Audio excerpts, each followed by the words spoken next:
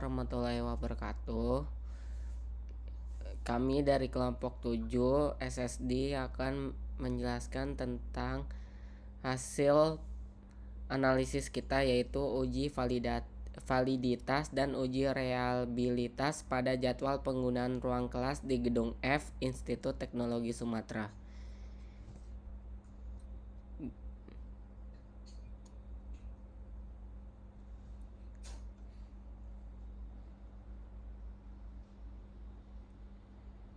Di sini kami beranggotakan 5 orang. Yang pertama ada Jacqueline Alcavela dengan NIM 15, Husnul Nisa dengan NIM 78, dengan saya sendiri dari Samudra 102, Ahmad Rizky 138, dan Putri Dorotul Sophia 116. Di sini saya akan menjelaskan abstrak.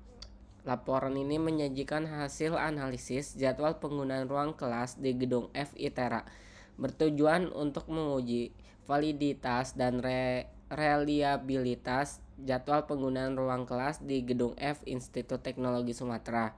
Dataset diperoleh menggunakan teknik pengumpulan data primer, yaitu observasi.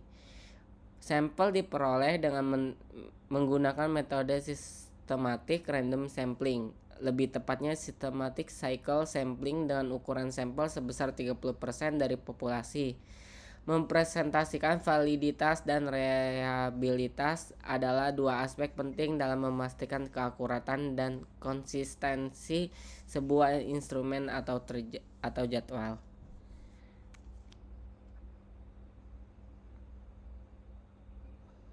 Selanjutnya, teori dasar. Kami menggunakan teknik pengumpulan data jenis observasi atau pencatatan. Teknik observasi pada analisis ini dilakukan karena data yang diambil melalui pengamatan dan pencatatan sistematis pada objek. Untuk mengetahui waktu ruang kelas kosong yang ada pada gedung F. Demi mewujudkan tujuan tersebut, diperlukan penggunaan metode systematic random sampling. Metode systematic circular sampling adalah salah satu metode pengambilan sampel probabilitas yang dilakukan dengan cara memilih sampel secara acak dari daftar populasi, kemudian menentukan interval pengambilan sampel serta sampel yang tidak terikat dengan urutan.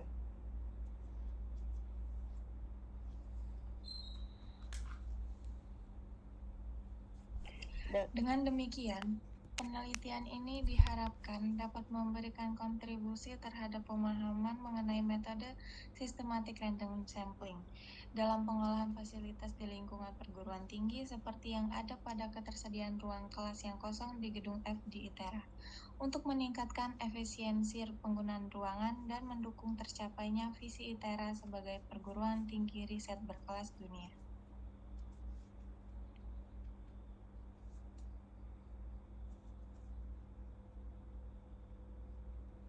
Selanjutnya itu studi kasus. Di dalam studi kasus terdapat dataset. Dataset yang digunakan dalam analisis ini adalah data penggunaan ruang kelas yang bersifat tentatif di Gedung F dengan metode pengambilan data berupa observasi. Nah, atribut yang terdapat pada dataset tersebut ada nomor ruangan, jadwal dari Senin hingga Jumat, kemudian durasi ruangan pada hari Senin sampai Jumat yang kosong. Kemudian selanjutnya yaitu pengambilan sampel. Pengambilan sampel di sini menggunakan metode systematic circle sampling dengan diperoleh ukuran populasinya sebesar 22 dengan ukuran sampel 7, interval sampel 3, angka random pertama 14 dengan rataan populasi durasi yaitu 1154,54. Kemudian ada rataan sampel durasi 1200, kemudian ada juga selisih rataan yaitu 45,45, kemudian ada tes statistik yaitu 0,275 dengan p-value juga 0,794. Kemudian dari tabel ini dapat menunjukkan bahwa nilai tes statistik sebesar 0,272, artinya rata-rata sampel cenderung lebih rendah daripada rata-rata populasi. Kemudian pada nilai p-value sebesar 0,794, Berdasarkan hasil uji tersebut dapat disimpulkan bahwa tidak terdapat bukti yang cukup untuk menolak hipotesis nol, yaitu tidak cukup bukti untuk menolak bahwa rata-rata sampel dengan rata-rata populasi adalah sama. Kemudian dengan menggunakan ukuran sampel sebesar 7 dan interval sebesar 3, diperoleh hasil sampel ruangan yang bisa digunakan adalah F002, 005, 201, 204, 208, 211, dan 214.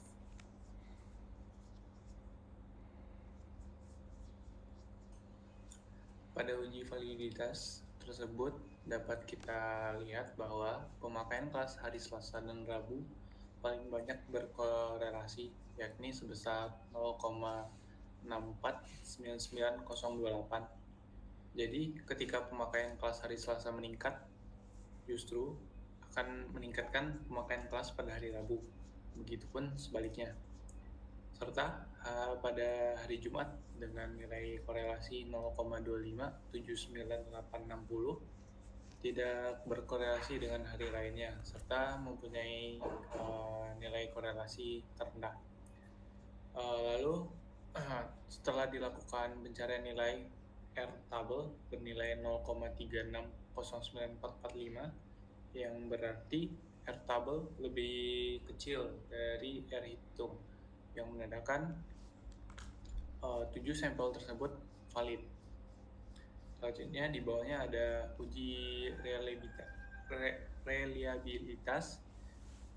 Ya, terdapat Crookbench alpha, suatu koefisien nisbi yang digunakan untuk mengukur kekonsistenan data yang diperoleh dari beberapa item.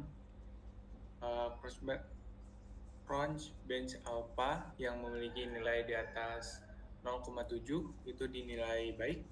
Pada dataset yang digunakan mendapatkan Crookbench alpha sebesar 0,712 yang berarti baik atau reliable.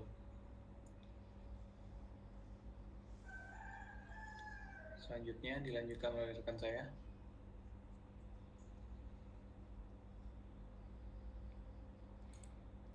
Jadi kesimpulan dari analisis kami yaitu yang pertama ada uji validitas dan uji reliabilitas saling berkaitan satu sama lainnya untuk memastikan keakuratan dan kekonsistenan dari sebuah sampel. Kepada dari Samudra dipersilahkan. Selanjutnya kesimpulan. Yang pertama, uji validitas dan uji reliabilitas saling berkaitan satu sama lainnya untuk memastikan keakuratan dan konsistensi dari sebuah sampel. Yang kedua yaitu jika R tabel kurang dari R hitung, maka hasil dari uji validitas dinyatakan valid. Yang ketiga, menggunakan metode sampel sirkular lebih tinggi daripada rata-rata populasi. Namun, tidak terdapat bukti yang cukup untuk menyatakan bahwa